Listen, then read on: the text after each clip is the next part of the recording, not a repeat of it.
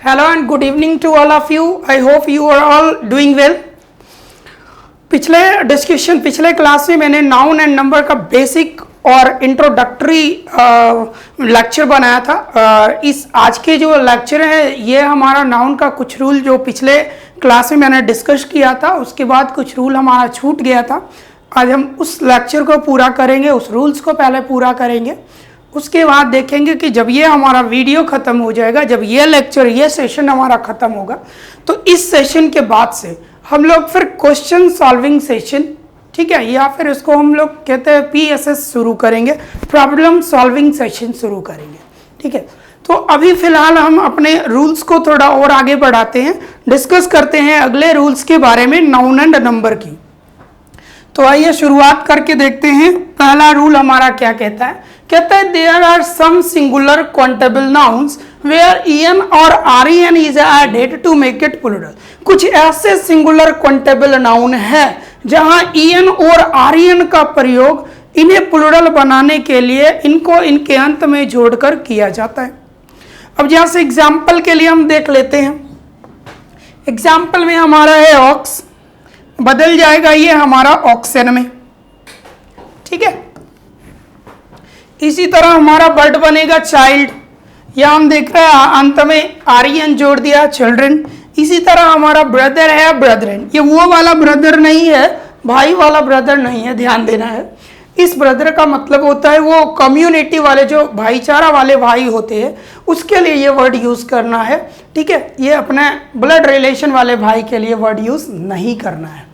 ठीक है, next question की तरफ, नेक्स्ट रूल की तरफ बढ़ते हैं। अगला रूल कहता है there are some such singular countable noun that ends with US. कुछ ऐसे सिंगुलर काउंटेबल नाउन हैं जिनका अंत आपका यूएस से होता है, और इन्हें प्लूरल बनाने के क्रम में इस यूएस को हम आई में रिप्लेस कर देते हैं। इस यूएस को हम क्या करेंगे? आई में रिप्लेस करेंगे। एग्जाम्पल के लिए देखते हैं, रेडियस का अंत आपका यूएस से हुआ, बदल कर हमने कर दिया रेडी। इसी तरह हमारा जीनियस है, बदल कर हो गया जीनी। और अगले रूल की तरफ बढ़ते हैं। अगला रूल है रूल नंबर 16 हमारा, कहता है there are some singular countable nouns that ends with UM. इस बार नाउन का अंत आपका यूएम से होगा, लेकिन ध्यान रहे इस बार यूएम जो है वो ए में बदल जाएगा। एग्जाम्पल के लिए देखते हैं हम लोग, बैक्टीरियम में देख रहे हैं यूएम से हमारा एंड हुआ है। इनकी प्लूरल बनाने के क्रम में ये यूएम जो है वो हमने ए में रिप्लेस कर दिया, ये हमारा प्लूरल बन गया है। नेक्स्ट रूल को देखते हैं। इसी तरह आता है हमारा डेटम, बदल रहा है ये डेटा के रूप में। और आगे देखते हैं अगले रूल्स की तरफ। रूल नंबर 17 हमारा कहता है कि there are some singular countable noun that ends with IS। कुछ ऐसे सिंगुलर काउंटेबल नाउन है जिसका अंत IS से होता है, और ध्यान रहे जब ये IS से एंड होगा तो इन्हें प्लूरल बदलने के क्रम में, ठीक है, ये हमारा IS है, तो इन्हें प्लूरल बदलने के क्रम में हम IS को ES में रिप्लेस कर देंगे। फॉर एग्जाम्पल के लिए आ जाते हैं हम। एग्जाम्पल में हमारा है एक्सिस, ये बदल गया, ये IS से एंड हुआ, हमने इस IS को ES में बदल दिया। इसी तरह आगे हुआ बेसिस, IS से एंड हुआ, हमने इसको ES में रिप्लेस कर दिया। अगला रूल कहता है हमारा कि there are some singular countable nouns that always be in pair. कहते हैं कि कुछ ऐसे सिंगुलर काउंटेबल नाउन्स हैं जो हमेशा से जोड़े में आते हैं, और इस जोड़े में आने के साथ साथ यदि ये जोड़े से अलग हो जाए, यदि इनको हम जोड़े से अलग कर दे, तो स्थिति ये होता है कि ये कोई काम के नहीं रहते, ये यूजलेस हो जाते हैं। ठीक है, तो ऐसे क्रम में इनको हमेशा से प्लूरल समझा जाता रहा, इनके साथ केवल प्लूरल वर्ब का प्रयोग करते रहे। एग्जाम्पल में आप देख लो, स्पेक्टिकल्स हमारा चश्मा हो गया, शूज जूते हो गए, गॉगल्स ये धूप वाला चश्मा हो गया। बढ़ते हैं आगे हम अगले रूल की तरफ। अगला रूल हमारा कहता है कि there are some such noun which plural is not made if they are changed into plural. कहते हैं कि if they are changed into plural their sense is changed. कहते हैं कुछ ऐसे सिंगुलर काउंटेबल नाउन्स हैं जिनके प्लूरल नहीं बनाए जा सकते। अगर हम इनको प्लूरल में बदलने का प्रयास करते हैं तो इनके अर्थों में क्या होता है कि परिवर्तन आ जाता है, इनके अर्थ बदल जाते हैं। एग्जाम्पल के लिए हम देखेंगे, यह आयरन है हमारा, हमने इसमें एस जोड़ दिया, चूंकि आयरन मतलब लोहा होता है, एस हमने अटैच कर दिया, बन गया हथकड़ी। कस्टम मतलब रीति रिवाज, एस जोड़ दिया तो कस्टम एंड एक्साइज वाला टैक्स का नाम आ जाएगा। इसी तरह हम लोग देखते हैं वुड मतलब हमारा लकड़ी, एस हमने अटैच कर दिया तो बन गया ये जंगल। इसी तरह लैंड मतलब भूमि, जमीन, एस हमने जोड़ दिया तो बन जाएगा मातृभूमि यानी देश हो जाएगा ये। ठीक है, अगला देखते हैं, इसी तरह का वर्ड है क्यूपर, क्यूपर्स, पेन, पेन्स, सब इसी का उदाहरण हो जाएगा। नेक्स्ट रूल की तरफ बढ़ेंगे हम। 19 नंबर रूल कहता है there are some nouns that ends with RY. कुछ ऐसे नाउन है जिनका अंत आरवाई से होता है और आरवाई से होने की वजह से they are always considered, SIDE, इसको काट देंगे RED, ये थोड़ा टाइपिंग एरर है, इसको आप देखेंगे।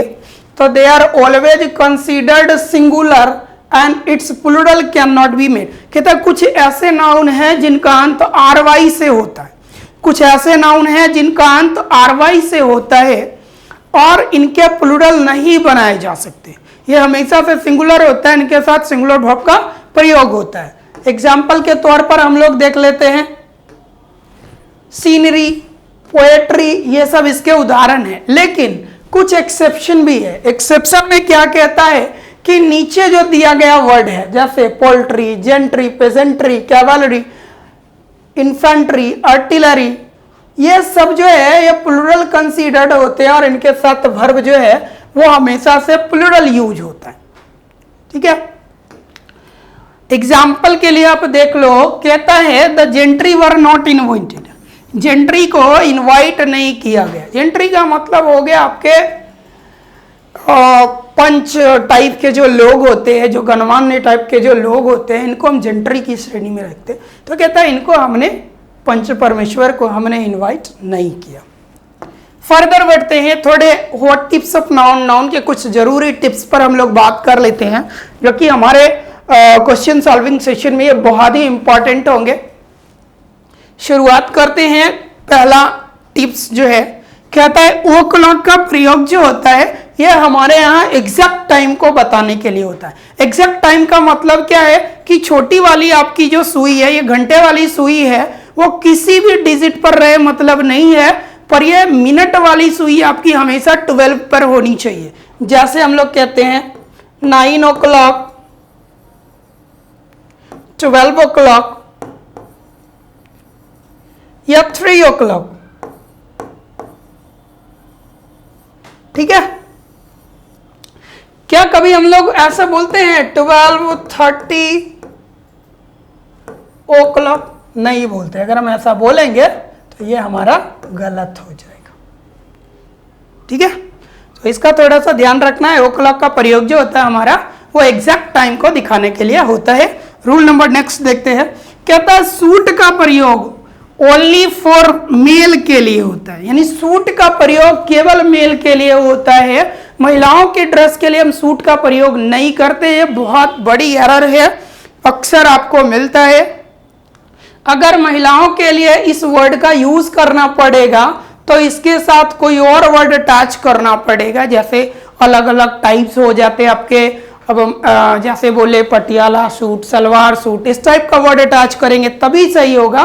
केवल सूट का प्रयोग पुरुषों के ड्रेस के लिए, खास करके वो कोट पैंट वाला ड्रेस जो होता है उसके लिए यूज होता है।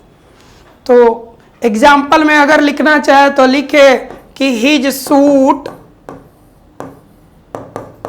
Is black. ठीक है, तो यहां हिज जैसे ही मैंने डिनोट किया, ये डायरेक्टली डिनोट कर दिया आपका पुरुष को, और ये पुरुष यहां से क्लियरली दिख गए। एग्जाम्पल एकदम सेम बात एग्जाम्पल में भी लिखा हुआ है हमारा। अगले रूल की तरफ बढ़ते हैं, अगला पढ़ा जाए। कहता है dress is used only for the cloth of female. ये ड्रेस का प्रयोग जो करते हैं केवल महिलाओं के परिधान के लिए, महिलाओं के पोशाक के लिए करते हैं। पुरुषों के लिए अगर हम ड्रेस का प्रयोग करेंगे तो ये गलत हो जाएगा। ये आपको फिल इन द ब्लैंक्स में बड़ा काम आने वाला है। एग्जाम्पल है हमारा हर ड्रेस इज न्यू। यहाँ हर को जैसे ही मैंने लिखा ये रिप्रेजेंट हो गया कि हम बात फीमेल के लिए कर रहे हैं। अब आते हैं यूनिफॉर्म। यूनिफॉर्म का प्रयोग दोनों के लिए होता है, वो भी इक्वल तरीके से, मतलब ऐसी जगह जहां पर इक्वली क्या हो, यूनिफॉर्म का प्रयोग हो रहा हो। एग्जाम्पल के लिए देख लेते हैं, my uniform is black and white भी कर दो, नहीं तो मेरा यूनिफॉर्म जो है वो ब्लैक और व्हाइट है। तो ये एक प्रक्रिया हो गया। यूनिफॉर्म का मतलब हो गया जहां पुरुष महिला का कोई अंतर नहीं, सबके लिए ड्रेस कोड सेम हो रहा हो। आगे बढ़ते हैं अगले रूल की तरफ। कहता है ब्रदर और sister is not used with cousin. ये बहुत ही इंपॉर्टेंट रूल है, बहुत बार क्वेश्चन पूछ चुका है, चाहे आप एयरफोर्स में देख लो, नेवी में देख लो, रिसेंट का पूछा हुआ क्वेश्चन है कि कजन एक ऐसा वर्ड है जिसके साथ आप ब्रदर और सिस्टर को अटैच नहीं कर सकते, क्योंकि कजन में ही आपका ब्रदर सिस्टर पहले से अटैच होता है, छुपा हुआ होता है। इसमें अन्य वर्ड ये ब्रदर सिस्टर वाला जोड़ने की आपको जरूरत नहीं है। फॉर एग्जाम्पल अगर हमने कहना होगा कि अगर जेंडर दिखा के कहना होगा तो कहते हैं ही इज माई कजन और शी इज माई कजन।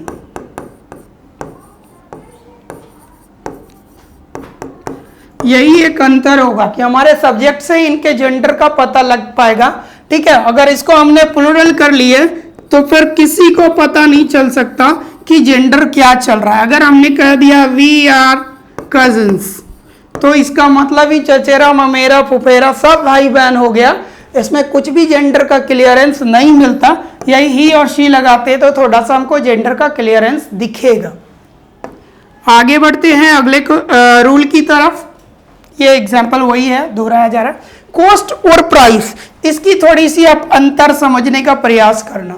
ऐसे तो लिखा हुआ होता है तो हमको लगता है कि हर बार ये इक्वल है, एक ही दिया हुआ है, कोई अंतर नहीं, लेकिन ये दोनों वर्ड के बीच बहुत बड़ा अंतर है। जो अगर आप फिल इन दी ब्लैंक्स वाला क्वेश्चन सॉल्व कर रहे हो उसमें खास करके ऐसे ही ऑप्शन आते हैं। देखने के बाद आपको लगेगा कि दोनों ऑप्शन एक ही दे दिया, हमको जो अच्छा लगे वो बना दे, जो छोटा सा लगे आसान लगे उसको डाल दे, लेकिन ऐसा नहीं है। जब क्वेश्चन सॉल्व करने जब आते हैं तो हम देखते क्या है, ये दोनों वर्ड्स के बीच अंतर है। अंतर क्या है कि whenever we talk about cost, जब कभी भी हम लोग कॉस्ट की बात कर रहे हैं, we are talking about buying price, खरीद कीमत की बात कर रहे हैं। हम कॉस्ट जब बोलते हैं तो हम खरीद कीमत की बात करते हैं। यही अगर हम प्राइस की बात करें तो बिक्री वाली कीमत की बात करते हैं। ये बेसिक सा डिफरेंस है, हालांकि देखने में बहुत छोटा लगता है पर बहुत काम का चीज है, बहुत ही महत्वपूर्ण है ये। एग्जाम्पल के लिए आप इसको रख सकते हो कि what is the cost of this pen and what is the price of this pen. अगर हम कहेंगे कि what is the cost of this pen तो मतलब क्या है कि इस पेन में कितनी लागत लगी है, हम इसकी बात कर रहे हैं। अगर हम कहते हैं what is the price of this pen तो मतलब ये हो गया कि इस पेन की बिक्री कीमत क्या है, हम इसके बारे में बात कर रहे हैं। इसी तरह एक और वर्ड है विटनेस और एविडेंस। दोनों का मतलब साक्ष्य होता है, सबूत होता है। अब दिक्कत क्या है, दिक्कत यह है कि विटनेस का प्रयोग जो होता है वो पर्सन के लिए होता है। किसके लिए? पर्सन यानी व्यक्ति के लिए हम विटनेस का प्रयोग करते हैं और वस्तु के लिए एविडेंस का प्रयोग करते हैं। ठीक है, अब जैसे एग्जाम्पल की बात कर लेते हैं, कहते हैं कि Lalu is the witness of this case. मतलब क्या है कि भाई लालू नाम का कोई व्यक्ति है जो इस केस का विटनेस है, गवाह है। तो यहां पर ये वर्ड हमने जैसे ही लिखा तो इसका क्लियरली इंडिकेशन ये हो गया कि विटनेस किसको रिप्रेजेंट कर रहा है, तो इस नाम के एक व्यक्ति को रिप्रेजेंट कर रहा है। ठीक है, यही एग्जाम्पल को थोड़ा चेंज करते हैं कि the number plate of the car is only evidence of this case. कहते हैं कि कार की जो नंबर प्लेट है एकमात्र एविडेंस है, एकमात्र साक्ष्य है, एकमात्र सबूत है इस केस का। तो इस प्रक्रिया में हम क्या देख रहे हैं कि ये जो हमारा नंबर प्लेट को हम रिप्रेजेंट करने का काम एविडेंस वर्ड से कर रहे हैं, ये एक व्यक्ति नहीं, इस बार क्या है हमारा, ये एक वस्तु है। इस पर थोड़ा सा ध्यान देना है, बहुत ही इंपॉर्टेंट है, बार बार ऐसा क्वेश्चन आता है। अगला बढ़ते हैं, नेक्स्ट है हमारा वर्ड। भाई वर्ड के दो अर्थ होते हैं। दो अर्थ कैसे? कहता है कि when it is used as singular it means promise. जब वर्ड का प्रयोग केवल सिंगुलर अर्थ में हम करें तो इसका मतलब वादा होता है, प्रॉमिस होता है। एग्जाम्पल के लिए आप देख लो। अच्छा, ये दूसरा बात कर लेते हैं, फिर एग्जाम्पल की बात करेंगे। कहता है when it is used as plural it means word, यानी शब्द इसका मतलब हो जाएगा, और इसका मतलब क्या हो जाएगा? प्रॉमिस मतलब वादा। हिंदी मेरा थोड़ा ज्यादा कमजोर है, थोड़ा हर्षई दीर्घई समझ लेना। चलो आगे बढ़ते हैं अगले में। इसी की एग्जाम्पल पे बात करें। He made me a word, मतलब क्या हुआ? उसने मुझसे एक वादा किया, उसने मुझसे एक प्रॉमिस किया। और यही दूसरी एग्जाम्पल को अगर उठा ले तो कहता है कि I speak English are words. मतलब क्या है? ये वर्ड नंबर 1 है, वर्ड नंबर 2 है, 3 है। तो क्या है? ये सब हमारा वर्ड्स का उदाहरण है। बेसिक सा बात है लेकिन बहुत ही इंपॉर्टेंट है। वर्क पे आते हैं। कहता है कि वर्क जो है इसके भी दो अर्थ होते हैं। जब ये सिंगुलर की तरह यूज होता है तो इसका मतलब होता है काम, एक्टिविटी। हिंदी में लिखना है इसको काम। जब ये सिंगुलर की तरह यूज होता है तो इसका मतलब हो जाएगा एक्टिविटी, काम। इसी को जब प्लूरल सिंगुलर दोनों के रूप में यूज करें, केवल प्लूरल नहीं, सिंगुलर एंड प्लूरल दोनों के रूप में, सिंगुलर प्लूरल दोनों के रूप में काम करे तो इसका अर्थ हो जाएगा रचना। ठीक है, एग्जाम्पल पे देख लेते हैं। I have no work today, मतलब आज मेरे पास करने को कोई काम नहीं है। यही दूसरा एग्जाम्पल उठाते तो है I have read many works of Shakespeare. का मतलब क्या हो गया कि मैंने शेक्सपियर की बहुत सारी रचनाएं पढ़ी है, बहुत सारी पुस्तकें पढ़ी है। नेक्स्ट बढ़ते हैं, अगला आ जाता है हमारा इशू। इशू में भी दो अर्थ होते हैं। पहला अर्थ क्या है कि जब इशू का प्रयोग हम सिंगुलर की तरह करते हैं तो इसका मतलब होता है संतान, बाल बच्चे। ठीक है, और यही जब प्लूरल की तरह यूज हो जाएगा तो इसका मतलब हो जाएगा मुद्दा। ये सिंगुलर में भी ये यूज हो सकता है, जरूरी नहीं है केवल plural, it can be use as a singular. ठीक है, थोड़ा डिफरेंस आएगा, एग्जाम्पल में हम इसको क्लियर करेंगे। अब देखते हैं एग्जाम्पल कहता है आई हैव टू इशू। इसका मतलब हो गया कि मेरी दो संतानें हैं, मेरे दो बच्चे हैं। इसी को थोड़ा और बदल देते हैं अगले एग्जाम्पल में। तो है क्या? India has many issues to solve. भारत के पास सॉल्व करने के लिए बहुत सारे मुद्दे हैं। एग्जाम्पल के तौर पे 2-4 दे दो। 2-4 देने का मतलब क्या है? सबसे पहले आजकल बहुत चल रहा है बीमारी, नाम लिख दो कोरोना।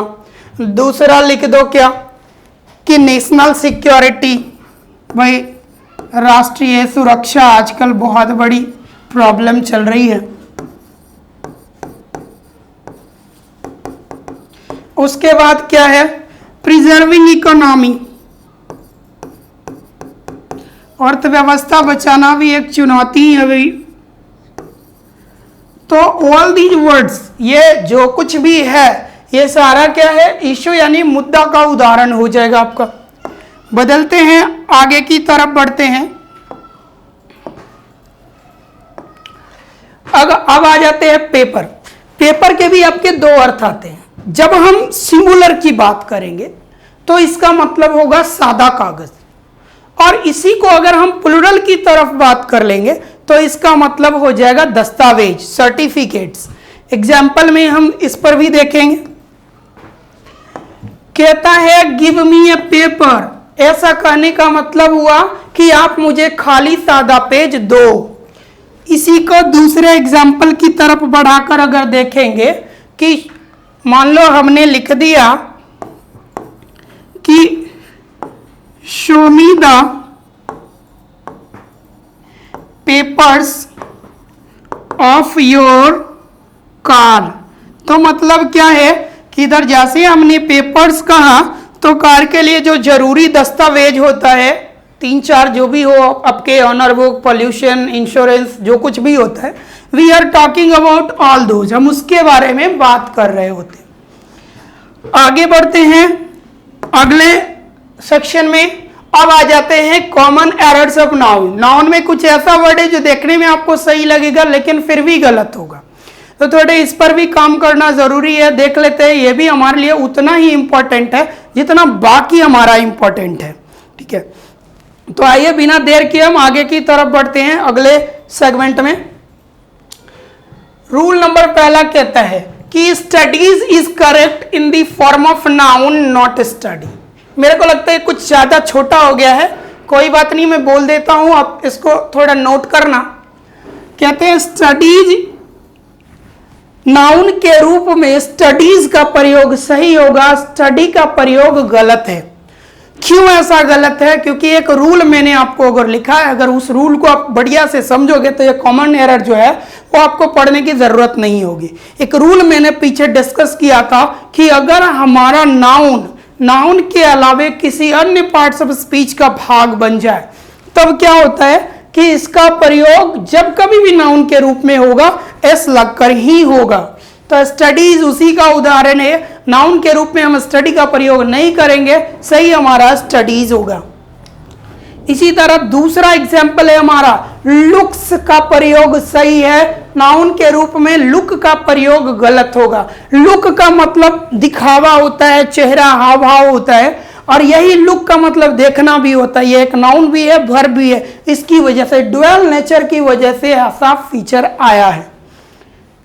अगला रूल कहता है सराउंडिंग्स का प्रयोग सही है, सराउंडिंग गलत होता है। मतलब सराउंडिंग में अगर आप एस लगा दोगे तभी आपका सही होगा, नहीं तो ये आपका गलत हो जाएगा। नेक्स्ट रूल कहता है रिमेनिंग्स, ये भी आपके सही है, इसमें अगर आप एस नहीं जोड़ोगे तो आपका ये गलत हो जाएगा। रिमेनिंग्स के बाद बात करते हैं, हम लोग बहुत यूज करते हैं, ग्रीटिंग कार्ड नहीं होता, ग्रीटिंग्स कार्ड होता है। ठीक है, तो नाउन के रूप में ग्रीटिंग्स का प्रयोग सही है, ग्रीटिंग गलत है। नेक्स्ट बात करते हैं, कांग्रेचुलेशन नहीं होता, कांग्रेचुलेशंस होता है। नाउन के रूप में कांग्रेचुलेशंस सही है, ना कि कांग्रेचुलेशन। नेक्स्ट रूल पे आते हैं, कहता है रिगार्ड्स, अगर आप नाउन के रूप में बढ़ते हो तो रिगार्ड का प्रयोग नहीं बल्कि रिगार्ड्स आपके सही होंगे। अगले रूल की तरफ बढ़ेंगे, ऑर्डर। ऑर्डर मतलब आदेश भी होता है, ऑर्डर मतलब आदेश देना भी होता है। तो जब ऑर्डर का मतलब आप आदेश की बात कर रहे हो आपको एस लगाकर चलना होगा। नेक्स्ट बढ़ते हैं, अगला रूल लॉजिंग नहीं होता। अक्सर हम देखते हैं लॉजिंग फूडिंग, पेयर में आया तब तो ठीक है, अगर अकेला हम लाते हैं तो लॉजिंग्स होगा, ना कि लॉजिंग। इसी तरह अर्निंग का प्रयोग गलत है, अर्निंग्स सही होगा हमारा।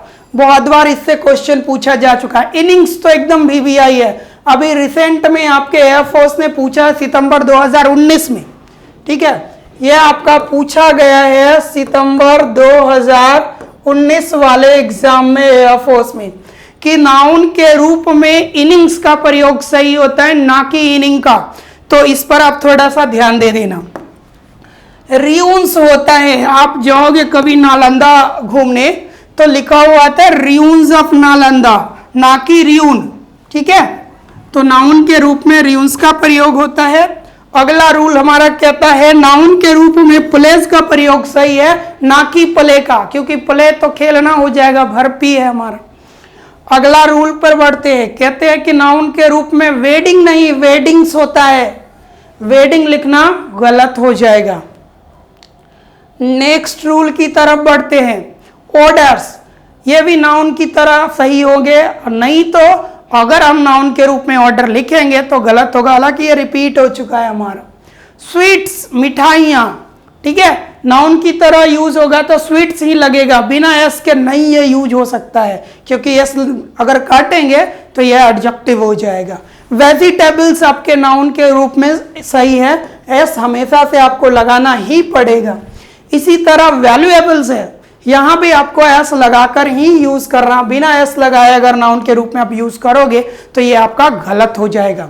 आगे है एरर कभी नहीं लिखते, जब कभी भी लिखना होगा एरर्स लिखेंगे, क्योंकि ये भी नाउन के साथ और फीचर आता है, पार्ट्स ऑफ स्पीच के और भाग का हिस्सा है ये। आगे बढ़ते हैं, शॉर्ट्स, भैया हाफ पैंट्स हम नहीं कहते हैं, जब कभी भी बात करनी होती है इसके लिए वर्ड हम शॉर्ट्स का प्रयोग करते हैं। तो ये बेसिक जानकारियां थी हमारी नाउन में। ठीक है, आज के लिए इतना ही। अगर आपको हमारा ये वीडियो अच्छा लगे तो सब्सक्राइब करें, लाइक करें, कमेंट करें। ठीक है, तो आज के लिए इतना ही। मिलते हैं अगले क्लास में अगली वीडियो के साथ, अगले सीरीज के साथ, फिर से इसी तरह एनर्जेटिक होकर। तब तक के लिए जय हिंद, बाय।